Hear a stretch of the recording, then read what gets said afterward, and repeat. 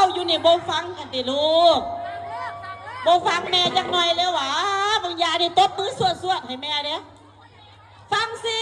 ฟังเนาะลูกเนาะฟังนะฮะปัญหามันเกิดอ่ะพอ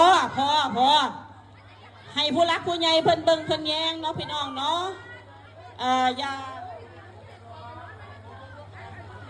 มันเป็นเรื่องไปเคลียร์ก็ให้ผู้ใหญ่เพิ่นเคลียร์เนาะพอเด้อพี่น้องเด้อพอ